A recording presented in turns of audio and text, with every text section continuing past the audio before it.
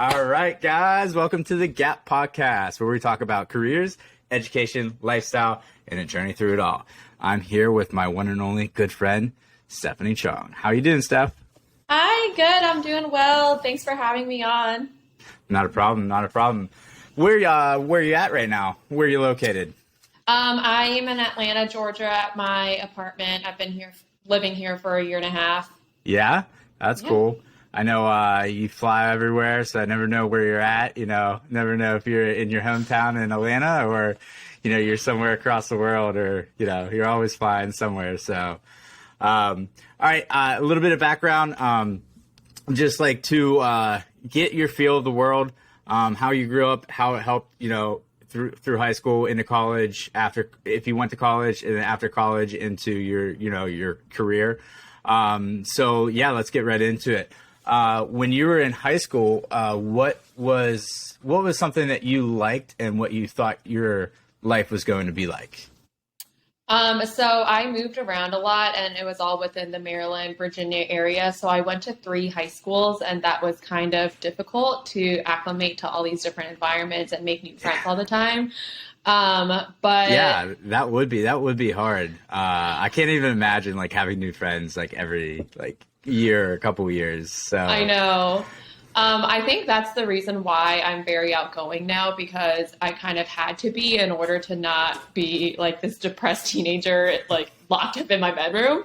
But yeah, so high school, I think it was nice to see the different environments and, there were obviously challenges, but you just gotta, take on what life throws at you and just make it the best. Yeah. So what interested you the most in high school? Like what subject, or did you not really like have anything? You were just kind of like going through the motions, moving from like high school to high school, just trying to make friends, as a teenager, that's like the most important thing in life is like, oh, like, does this person like me? You're not like, oh, like I want to do English or chemistry. You're just like, I want Jimmy or like Sarah to like me. I know, right? Yeah, so I honestly was not great at school. Like I know our stereotype is to get straight A's all the time. I was a very much B average student. But I did love art, if that counts. Does that count? Yeah, that counts. Yeah. Okay. Yeah. Yeah, I loved art. My sister and I, my whole family honestly is very artsy. So, yeah, I always loved drawing, painting, scrapbooking, just anything art related. That was my shit. Nice. So like that being your shit, like, did you do anything with it? Do you do anything now, or did that kind of just fade? It faded a little bit. Now it's just kind of a hobby here and there. I don't really pursue it that much, but my original goal after graduating from college was I want to be in a creative department of an ad agency since I studied advertising, PR, and marketing. But now that you know that I'm a flight attendant for Delta Airlines, I don't do that. But yeah, just on the side, sometimes I might doodle a little or, Okay. So did you went to college then? Yes, I went to Towson University in Towson, Maryland. Okay. So coming out of high school, going into college, like you're saying you went for the ad agency thing. Like what made you pick that career? Is it like, did like anybody influence you, or did you just kind of like, oh, like this cool looks cool? Like why did you pick that ad agency? Yeah, so my first major in college was actually graphic design because I thought I wanted to do more advertising graphically, but after doing a semester of those classes, I realized it wasn't for me. And I talked to my guidance counselor and she kind of helped me narrow down certain things, but I knew from the get-go ever since I was younger that I never wanted to be in the medical field or become a CEO and like have my own business. So I just wanted to, pursue art a little bit in a creative way. Yeah. You say you don't want to be a CEO. I don't know. I could see you being a CEO or something. Really? I know. I shouldn't underestimate myself. So you don't have just like that. You just kind of want to get a job and, be good at that job and stay there. Is that it? Or you just don't have like the the want to do like create your own business kind of thing? Is it like Yeah, I think I've never had the mindset of wanting to create my own business, and maybe it's okay? because I've seen my dad, he's had his own construction business, and I know it can be very successful for some people, but for my dad specifically, it was just very up and down, and it made, living situations difficult with financial struggles and whatever. So I think just seeing that my entire life kind of made me like subconsciously get away from that. Yeah. No, that makes sense. I would say you have one or two things. You have a family member that has like a successful like small business or whatever, and they're like, "Oh, I want to do that," because they see someone successful or they see someone struggle or fail, and you're like, "I just want to go work for somebody, get money, and have fun and not worry about like hiring people, systems and processes and all that kind of stuff." So no, and that's a thing, and that's why like I started the podcast, is because like literally everybody has like a different thing that works for them. Like what works for me might not work for you. So yeah, that's what this whole podcast is about. So perfect. Yeah. Okay. So you went through college. So how did you handle changing your major? Because I know not a lot of people talk about it, and a lot of people change their majors within the first year. Was that hard? Did you have to stay an extra semester? What was that process like? Yeah, so I still was able to graduate with my bachelor's on time in the 4 years, which I'm really grateful for. Awesome. With the transition, it wasn't too bad because I think I only took two graphic design classes that was dedicated to the major. And since I wasn't so far along in the process, it was pretty seamless. So that's good. But honestly, I feel like asking 18-year-olds what they want to do for the rest of their lives is just way too much pressure. Like, how are we supposed to know that? Right. I've always said I think a lot of people give shit about like the 1 year like off like between high school and college. I honestly think it should be mandatory. I think like you should go and like fill out jobs. Like there should be like a program that you can get into where you have like 2 or 3 weeks where you shadow people.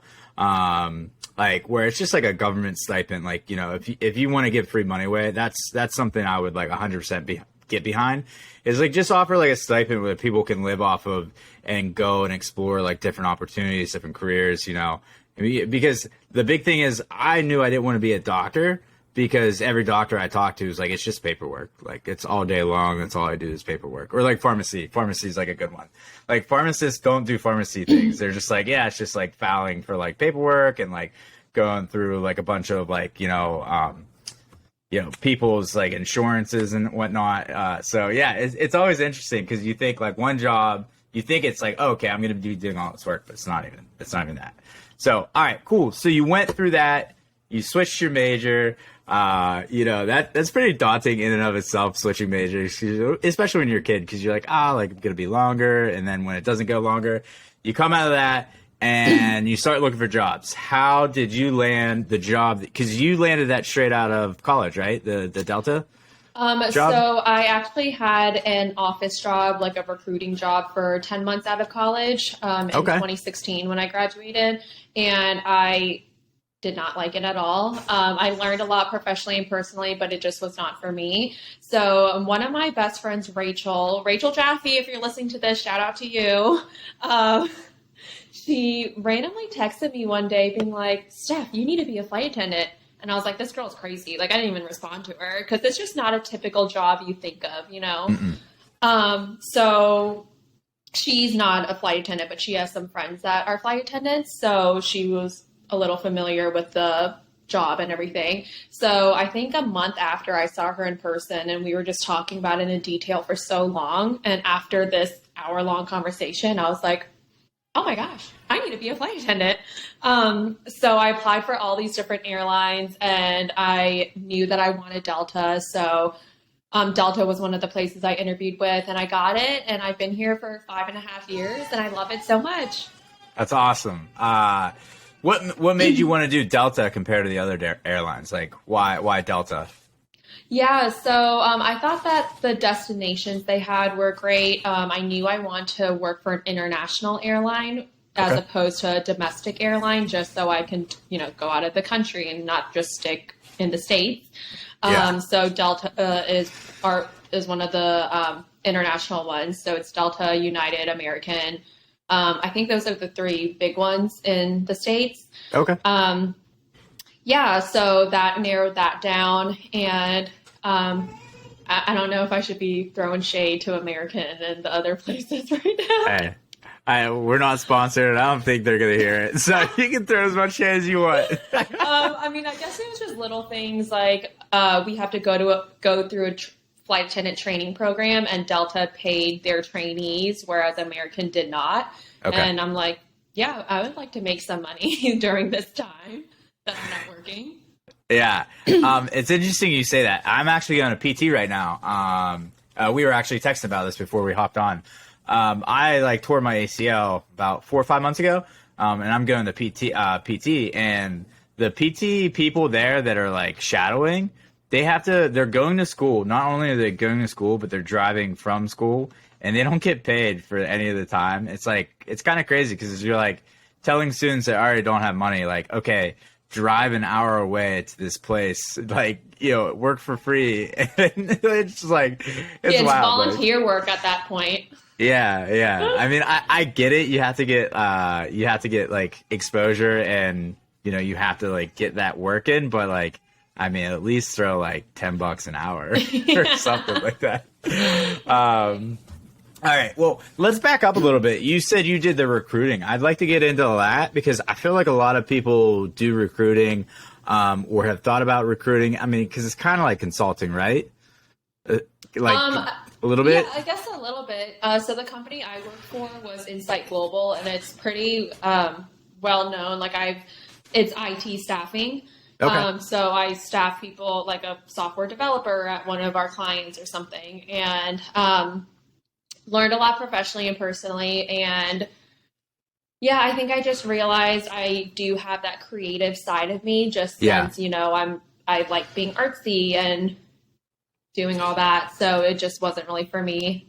Your day to day though, in that, what did that look like? Were you just answering emails all day? Were you calling people? Were you just filtering through LinkedIn and Indeed and stuff? What did that look like? Yeah, it's pretty much everything you just said. So we had to cold call around, I don't even remember, just a lot of people a day. Yeah, going through LinkedIn resumes, Monster, Indeed, all of that. And yeah, it was really fulfilling being able to give someone a job. And yeah, if someone hated where they were, then just help them transition to the new place that they wanted to go to. So that was really awesome. And I made a lot of friends from that office, but yeah, that was a chapter in my life, and now it is tucked away. Yeah. No, I just wanted to talk about that a little bit because I haven't met many recruiters that I know personally. And I would say from an outsider's perspective, that is a really good job because you understand what interviewers are looking for, what a resume should look like. And it really does build that professionalism of how to hold yourself in front of somebody who is looking for the job. So that's really interesting. I would say, so you think you pulled a lot from that, your professional career, how you hold yourself and all that kind of stuff? Or did you kind of already have all that before you even had that job? No, I think I definitely learned a lot from that job. It was a little intimidating at first because I'm this new college graduate interviewing someone who has been in software development for 30 years or something. And when they come into the interview room, they're like, oh, I didn't realize this would be you. I'm like, yeah, I'm Stephanie Chong. But yeah, we had this whole process of what kinds of questions to ask. And yeah, it was a learning curve for sure. And just cold calling, that was the first time I've cold called people. And that was also very nerve wracking at first. I'm like, I don't know what to say, but they, train you on what to do and how to, make sure a lot of people don't just hang up on you. So yeah. With that 4-second power pitch. It's 70 don't hang up. I know, exactly. exactly. You really do need to have a strong backbone to have a job like that. Like, it takes a certain personality. I clearly did not have that personality since I did not pursue it long term. You are way too nice of a person to be cold calling. Yeah, no. Yeah, no. I mean, I love you. I could just see someone yelling at you, you'd be like, sorry. Like, I know, and it is discouraging after, I don't know, the 10th person that day that just is like, okay, no, bye. And yeah. it's like, okay, awesome. But, you have a really great community in the office, and it was a very lively and vibrant environment. So first thing in the morning, we would blast music, and we would all have this huddle and just talk about highlights and everything. I'm like, wow, I didn't know these, like offices just blast like EDM for a minute at 8 a.m., Sales 101. Get everybody pumped up, baby. Let's go. I'll have to actually maybe talk to you about cold calling. It's something I'm getting into with real estate. Just like cold calling, like, perspectives, cold calling like agents. I hate it. I just don't like talking on the phone either. Like, I'm a personable person. So like, I like seeing your face. I like seeing your, like, how you like, if I say something, I like seeing your eyes, your mouth, like, cause that helps me like, discern. Cause I was in sales for, 6 years. So like, I'm good at picking up like cues. And like when I'm on the phone, I can't see those cues. I can't see if someone like wants to keep talking to me, or they're trying to get off. So that's my biggest problem with cold calling right now. But yeah, I might have to talk to you after this. Get your inside information. All right, well let's get the boring stuff out of the way. All of the the non-fun traveling stuff. All right, so you went into Delta, and how was like that training for you? Like, was it easy? Was it hard? I've heard it's pretty hard. It's pretty hard, and it's so funny because when I told people, hey, I'm going to Atlanta for Delta's 8-week training program to become a flight attendant, I mean, I know that people just don't really know what it all is included, but they're just like, oh, why do you have to go to training for 8 weeks to pour a Coke? Or like, why do you have to go to training for 8 weeks to buckle a seatbelt? I'm like, there's more to the job than just pouring a Coke and buckling seatbelts. So the training program, I think, really was, I just wasn't prepared for that. Like, I didn't realize what it would all include. So it's all about emergency management.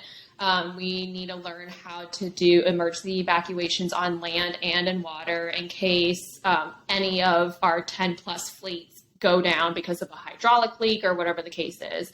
We learn how to help passengers if there's a medical emergency, if they have a stroke or seizure or whatever. We learn what to do if there's a decompression because there's lack of oxygen in the cabin. So there's just a bunch of stuff, and Delta was pretty strict. I think it's changed recently, but when I went through training, we had to maintain a 90% the entire time.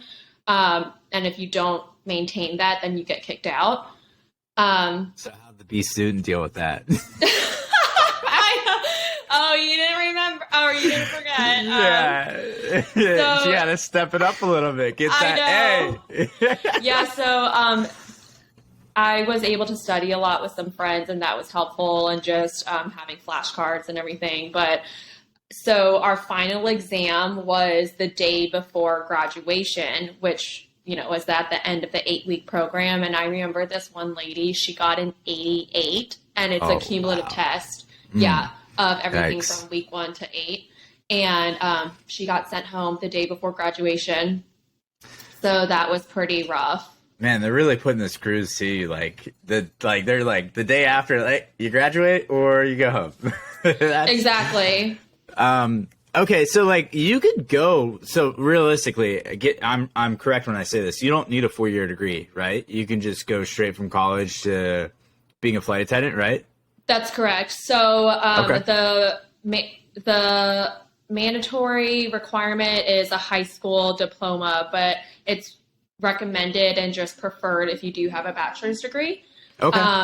Yeah, but I know a lot of people, they Sometimes this is like their third career, so they're in their mid 50s becoming a flight attendant because they're just sick of being a nurse for 25 years or whatever.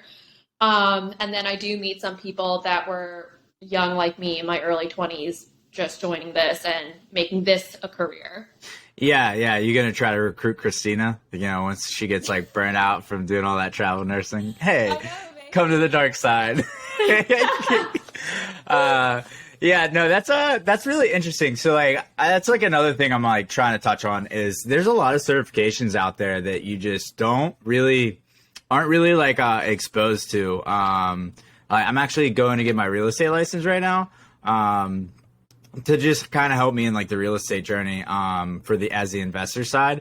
But I mean, it's $300, takes less than a month, and you can make easily over 50K. And like out in California or like Atlanta, like where the houses are more expensive, and you're making 3% on like a $1.5 million house compared to like 3% on like a $300,000 house. Like, I mean, you can make good money doing that stuff, and I'm sure you make good money, being a flight attendant. And it's just like something that you don't. And that's like a recurring thing that everybody I've talked to. It's like you get in school and it's like English, math, science, and like you get out and you're like, oh, like I got to be like a doctor or a scientist or a dentist. So yeah, it is interesting that you say that. So, all right. Let's get into the actually like your job. Like, so like what do you do? Like, are you filling Cokes and showing people how to do the seatbelt? How do you like your everyday? You're flying, all the time, right? Like, so how do you like that? Yeah, I do love this job. It's what I tell people is that it's an easy job. You need to be nice to people, give them what they want, and you need to make sure everyone is safe. So it's an easy job, but I say it's very difficult emotionally and physically, just because on the emotional side, we are always homesick, jet lagged, always acclimating to different time zones. Sometimes I wake up at 3:45 a.m. The next day, maybe I have to work a red eye and stay up all night or whatever. So it's difficult in that way. And then on the physical side, well, I guess to touch back on the emotional side, it's also difficult in the sense that I just need to be quote unquote perfect and nice to around 500 people a day.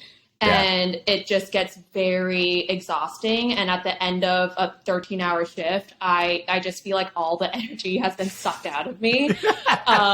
And I just need to decompress. Like, I don't want to talk to anyone. I just need to be in my hotel room or at my apartment, like alone. Yeah. Yeah. Yeah. So are you mainly staying in hotels then when you fly from place to place to place? Yeah. So Delta will put you up in a hotel and it's paid by the company just because, it's part of work. Yeah. So maybe the shortest layover we have is just a quick 10 hours. So you just go to bed and do it all over again the next day. But we can have layovers that are up to maybe 30 hours domestically. And on an international one, it's very rare, but typically the typical one on an international layover is 24 hours, but maybe it can be 2 days if you're like super senior, it can hold a trip like that. There you go. So I know that you do like a lot of traveling with this job and you see like a lot of places and do a lot of that. So how do you work that in with such like a short layover period? Like if you're only dealing with like 10 hours, are you just doing stuff like before you go to your hotel, or like how do you work that into? Because I see you having a ton of fun. Don't act like you're not having a ton of fun. I know. That's so funny you say that. Yeah, I definitely am having fun. I think I just really need to prioritize my needs first. So yeah, for a 10 hour layover, you just got to go to sleep and that's it. But let's say it's something maybe like a 13-hour layover.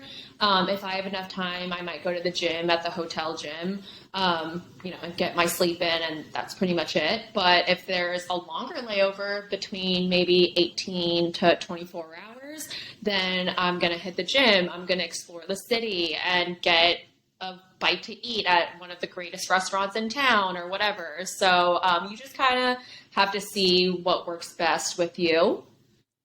Cool. Yeah, yeah, so that's something I think it's pretty cool about like your jobs. Like you are seeing, new places, you're interacting with different people. And like you might not realize it, but I would say the interacting with the 500 people a day has made you very good at communicating. So like I would say you're probably top tier like 1% communication skills. So make sure you're putting that on your resume next time you update Yeah. it. Thanks, Greg. Yeah, not a problem. So let's take a little side note here. What's your favorite place that you visited? So people say it's mainstream, but I loved Rome, Italy. Yeah. Yeah, it was just such a great experience. So for first, it was also just because of the crew that I worked with. People that have been working in the airlines for a long time, we call them senior mamas, and they were all senior mamas. They are like 40 years in with Delta, and I'm this newbie who's been here for a year, never been to Italy, and I'm working this trip with them, and they're like, "Oh, honey, you're a year in, you've never been to Italy. We're not gonna nap when we get to the hotel." And typically that's what we do, just because you're exhausted from working like a red eye and all that. They're like, "We're not going to nap. We're going to go straight out. We're going to pay for everything. We'll take you to the Coliseum, to the Trevi Fountain, and just everywhere." I'm like, "Oh my God." That's awesome. Yeah. So, after like the fifth place we went to, I was like, "Please let me like cover you guys or just get my own ticket or whatever." They're like, "Nope, nope, put your money away." I'm just like, "Oh my gosh, you guys are so sweet." That's awesome. Yeah, I can't say it was like that at any of the places that I, worked, where people were just like, "Yeah, we'll cover you. We got you. Don't worry about it." Every place I've been to is like, "Pay for your own drinks." Yeah. Cool. All right. What's your second favorite place you've been to? Ooh, that's hard. There's so many great places out in the world. Can I answer what I think was the most beautiful place that I've been to? No. No. No, you can answer however you want. Yeah. Okay, I think the most beautiful was Prague, Czech Republic. Ooh, okay. Yeah, so that I've been to a lot of places in Europe, and Prague was the most eastern part of Europe that I've been to. So it was just very different from Germany, France, the Netherlands, and all that. So Okay, that's cool. yeah, it just felt like you are in a children's fairy tale book being in Prague. Like the buildings are so beautiful, and yeah, I've just never seen anything like that. So that was a really cool experience too. Nice. So, U.S. sucks. Italy, Prague, cool. All right. Yeah, that's actually that's really funny. I mean, I think it's anywhere.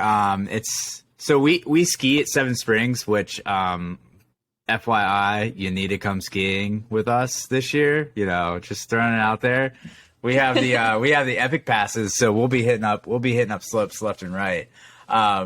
But so we ski at Seven Springs, and it's interesting because we went probably like 3-4 hours north where we usually ski, and it's just new. And we were like, "Oh, this is so great!" So we were talking to locals there. We're like, "Yeah, we really love it here." And they were like, we were like, "What's your favorite mountain?" They're like, "Seven Springs. It's awesome down there." And it's just like one of those things where like you don't love what you have. Like you go overseas, you're like, "Oh, it's new, it's Italy." I'm sure if you ask people from Italy, they're probably like, "Oh yeah, I love like Cali or like Florida or like New York." So I've always found that like super interesting. Like it's just like what you don't have that you love. But I mean, You're so right. over there is beautiful though. But I mean, Cali's probably like one of the most beautiful places in the world, just because of like their landscape and like how it's set up and whatnot. Still have to go. I'm just basing it off of pictures. I don't fly, all over the world for free. Go to where I want. No, it's on my list. So I'll check. I'll let you know when I check it off. You'll definitely have to. Yeah. Okay. Sorry. What's your favorite? We'll go U.S. place that you've been to. Okay. U.S. place. Dang. I'm so grateful to have been to so many states. Maybe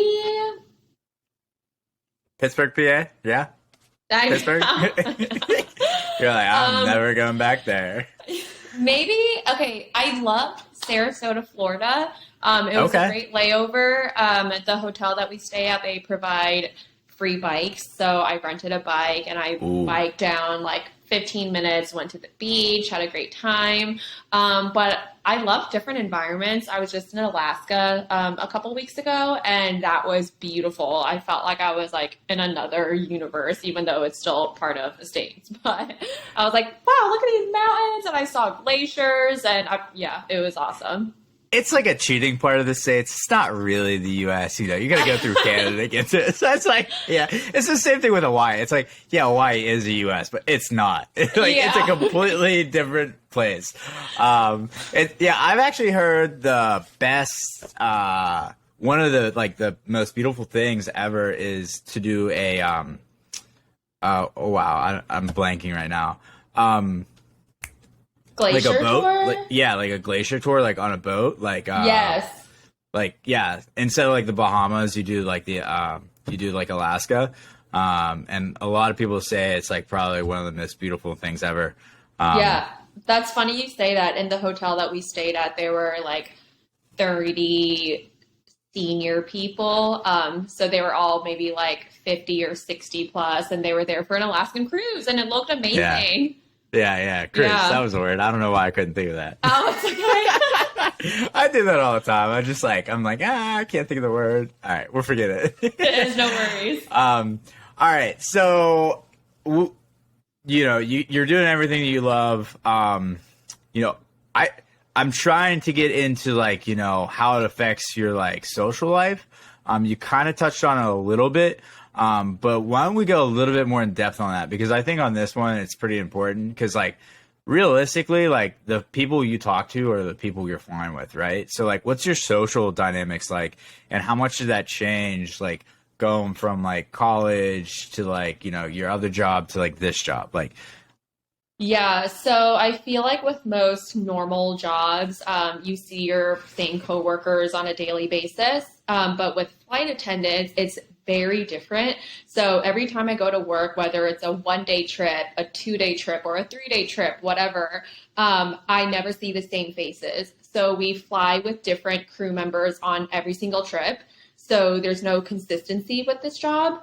And yeah, it was definitely kind of a trip to get used to at first. I'm just like, because let's say you connect so well with this one person after this 3 day trip, but you probably won't see them again for another like 2 years or something, you know, like that's just how it goes. But I guess there's also the positive side of that. If you did not mesh with someone, you're like, I ain't gonna see you again. So, yeah, yeah, so very good cons and very good pros. yeah. Yeah, so just take it with a grain of salt. But yeah, like I said, there's no consistency with this job. So I meet different crew members and different passengers on a daily basis. I'm in a new hotel and a new city on a daily basis.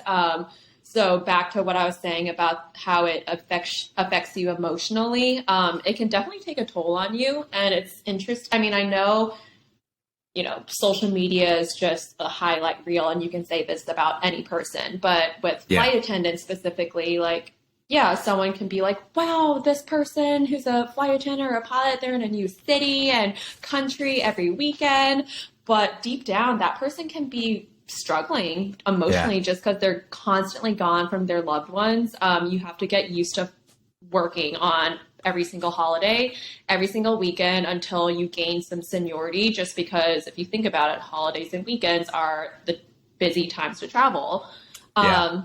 So yeah, just there's been a lot of times during Christmas and Thanksgiving where I'm just like in, I don't This know, is yeah, Wisconsin or something, and just with like 3 random crew members I met that morning, and my family's all celebrating in Maryland or whatever. But I do love it, and yeah, it's just a lifestyle. And I yeah. never understood what that meant before I became a flight attendant. People were like, "This is not just a job; it's a lifestyle." And I'm like, "What do you mean by that?" But now I'm like, "Oh, okay, I get it," because I work a 3 day trip. Let's say I have 1 day off and then I have to do another 3 day trip right after. that one day off is just my time to decompress, like, go to the grocery store, sleep in, meal prep, do laundry, and then go out and do it all over again. So let's say someone's like, oh, Steph, you're home, on the 10th, let's hang out. And I'm like, I can't. I'm so sorry. Like, don't take it personally, but like, I need time. They're Yeah. like, oh. Yeah. So is that hurt you, like keeping some friendships because you just like can't stay in touch, or like I know I mean, so backstory for everybody that's listening. Me and Steph met at a Echo Stage, right? It was Echo Stage. I think it Echo Stage or was it Moonrise? I can't remember. I know I met Christina at Echo Stage. I'm pretty sure you were there with her and Carly.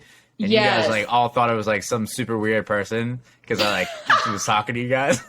But yeah, like okay, I know what you're talking about. And then we saw you and your wife Carrie, like, I don't know, maybe the next year at Moonrise, and we were like, oh my gosh, it's the married couple, Raver couple that we saw last year or whatever.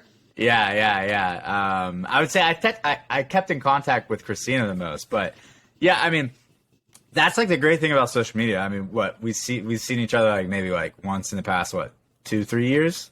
Mm-hmm. But I mean, I feel like I could just pick up the phone and call you because like I see you doing your thing every day. So it's like, you'll comment on my post, I'll comment on your post. That's like the great thing about social media when you like connect with somebody and they live far away. You don't have to call them every day and just have a conversation to like stay in touch and like keep friends.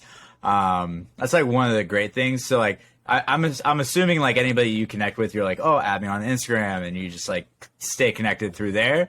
Or is it kind of just like it's a work thing and you're like, oh, hey, have a great day? It's a little bit of both. So I guess if I do really mesh with someone, I'm like, yeah, let's become friends on Instagram and Facebook and whatever. But yeah, if I didn't vibe that well with that person, we just have different personality types, and that's totally fine. Then we might not initiate exchanging social media. Yeah. But yeah. But I'm saying like most of the time, like when you're like cool with somebody, you'll just be like, hey, add me on Insta, or you just like, or you just only do that with people that you're like, oh, I could totally see us being friends, like, in like, outside of this. Yeah, no, I would say I add a lot of my crew members on Instagram. Okay. They're cool. Yeah, I'm just like, yeah, we connected so well on this 3-day. I don't know when I'm going to see you again. Let's stay connected. Yeah. I would say that's the coolest thing about just, electronics and technology is like you can keep friendships that would never have lasted, 10 years ago, 12 years ago. So yeah, that's definitely cool. All right. So we'll actually talk about, do you do any kind of like self-educating? Like, is this your end goal, end all be all? Like, is this it? Like, are you looking to do anything after this? Or is this what your career is going to be for the next, are you going to be, what do you call it? No, a mama. Senior mama. Senior mama. Or do you plan on becoming a senior mama? I do plan on becoming a senior mama. This job, there's just so many benefits to it. I have free flights. Not only do I experience that, but my loved ones as well. So my parents, I can choose a travel companion, which right now is my boyfriend. And I have a very flexible schedule. So it might be 3 days on, 4 days off, or something like that. So with Carly and Christina, who are nurses, it was just awesome for me to be like on a Tuesday morning, like, hey, you guys want to get brunch? Yeah, because our schedules are very in sync that way, and I don't need to just have that typical Monday to Friday, 9 to 5. Yeah. And as you continue being a flight attendant, it just gets better and better. So you have a guaranteed pay raise the first 12 years of your career. So, awesome. April 3rd is my Deltaversary. So every April 3rd for the next 12 years, I get a guaranteed pay raise. And that's different than other companies because you really need to work for that promotion or, so it's a little different here. And, right now I'm working a lot of weekends and holidays, but I know as I keep getting more seniority, I'll be able to hold a really great schedule and yeah, have a 4-day Paris or something that I cannot touch right now because I'm very junior. But yeah, I get paid to travel the world and go on kind of mini vacations. So I'm just like, heck yeah. Awesome. That's cool. That's definitely cool. Yeah, I definitely think you have to have the right personality to do it. You know, if you're a grump, you're not gonna be like a great flight attendant. I don't know how you deal with like dealing with all like the people that are just like super like rude and like, you know, like I would say probably like, the everyday travelers where they're just like, this is my job. Like I travel every day. Get away from me. Don't ask me if I want Pepsi. Don't ask. So would you say those are the worst people to deal with? Like the people that travel all the time just because they do it every day and they're like, I don't want to deal with you. Yeah, there's definitely a lot of entitled people. And I'm just like, why can't we all just be nice to each other? You know, it's not that hard to be nice. But yeah, sometimes I've definitely got a strong backbone now because I think at first I was just a little timid and I was like, I don't want to, you know, get in trouble with my job or like get fired if I like, you know, am rude back or whatever. But now I just hold my ground. I'm like, okay, this person was a jerk. I'm going to be stern. I'm obviously not going to be unprofessional, but yeah, that's not cool. You want to role play? I'll be the, Oh. I want to see this backbone. Oh gosh. Okay. Sure. No, I sit down. I don't want to deal with you. What would you say? Don't talk to me. I don't want to listen to you. You don't have to. Okay. You don't have to actually do it. Oh, are you sure? Yeah, I'm down. I'm just. You want to? Okay, let's do it. I'm down. I sit down, and I'm like, you know, what would you say to me? Like, I just sit down, and do you do assigned seats, right? Yes. All right, I sit down, not in my seat. Hi. Can I see your boarding pass, please? No. Okay, I think that you're in 31A and this person is in 31A, so I just want to make sure we're all in our right seats. I wanted to sit here, so. Okay, well, I'll pull up your information on my guest service tool on my Delta phone. What is your name? Gregory Michael Bailing. Okay. So on my phone, I see that you're actually in 41A. Would you mind switching seats with this passenger so that he can have his assigned seat? No. Okay, is there something that I can help you with? All right. So I like it. What part do you like bring somebody else in though? Like, I think like, when someone is unruly and they seem like they could potentially be a threat, if they're just using. If they're being pretty loud and a little bit aggressive and yeah, it can potentially go south really quick, then you want to prevent that from happening. So we do bring someone in at that point, like the gate agent, if we're still in the boarding process, or if we're in flight, then we have to call the captain and yeah. You never had to deal with that though, right? Oh no, I've had to deal with that all the time. Oh really? Yeah. That much? You're well, just like, maybe not all yeah. All the time. Maybe not all the time, like maybe like once a month. Okay, that's still a lot. I mean, yeah, or maybe like once every 2 to 3 months, let's say that. But yeah, it's not like it never happens. Well, I give you an A+ for the backbone. So. Thank you. Oh, and I forgot to mention from your previous question when you asked if I can see myself doing this forever or just temporary. Something that I forgot to mention was that they only give us 15 days a month to work. So a lot of people are half-time flight attendants, half-time real estate agents, or whatever. So I think eventually, as I progress with my career, I do kind of want to do this more part-time. And I have been interested in going up kind of the ladder within Delta. So maybe becoming an instructor at the training center or, something like that. Yeah. Well, like I said, you're on my list of when I start moving to different cities for real estate. You're on there. Yeah. If you want to start making some money with me, let's go. You'll be my boots on the ground in Atlanta. So, sounds good. All right. And okay, so we covered everything, coming out of high school, going into college, going from that first job you didn't really like, going into Delta, which you really like, being a flight attendant. I guess if you had to like, think of it, what kind of like, furthering education do you think is necessary, or like, do you like to do? What kind of skills do you think that you have to do this job? Maybe go into that a little bit more. Yeah. So I think, well, first, safety is the number one priority of ours. So you need to always prioritize your own safety, passenger safety, your crew safety. So that goes before customer service any day. So that's one. Yeah, obviously having good customer service skills as well. If you're not really a people person, this might not be the job for you. If you're more of a homebody, this might not be the job for you. But yeah, you definitely need to be open to just constantly having a changing environment and just knowing that a lot of things are not in your control. So, for example, the other day I was supposed to work a 2-day trip and lay over in Cancun only for like 11 hours. There were all these issues. So, my 2-day trip became a 1-day trip. And I mean, this doesn't happen a lot, just to throw that out there. But there was just some issues that happened that day.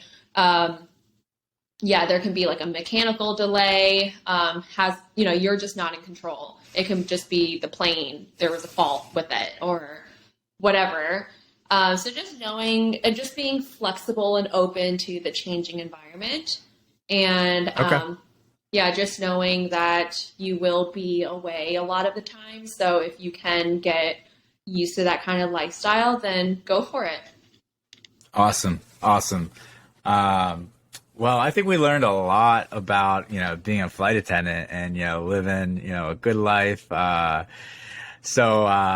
you want to shout out your IG, you can, but you don't have to, so that people can watch you, do your awesome travel stuff. So I always like to end, with like the episodes, because this is all about inspiring change. And, 6 months ago, I hit like this wall where I was like, really like, okay, what do I want to do with my life? And I kept seeing this recurring theme in life. It's like, yeah, I did this. And like, like a lot of successful people, it's like, oh, I did this and then I did this for a bit and then I did this for a bit. And then I fell on this and I'm really good at this. And now like, I'm here. So that's like what I really saw. So that's what I'm trying to get with this. But if you could take where you're at right now and you could go back and tell your younger self one thing, what would that one thing be? Ooh, okay. I feel like it's kind of cliche, but just do what you love and just don't have any hesitations with what you want to do with your life because anything is possible. And yeah, just do your damn thing. Awesome. Well, I really loved it, Steph. This was a great episode. I hope a lot of people listen to it and, decide like if they want to travel the world, take the step and go and get that education, be a flight attendant and, live the best life of flying and traveling and eating and, going to Prague and Italy. And yeah, so it's been a great one. This is the Gap Podcast. Gregory Bailing signing off. Thank you guys for listening, and we'll see you next one. Thank you. See you.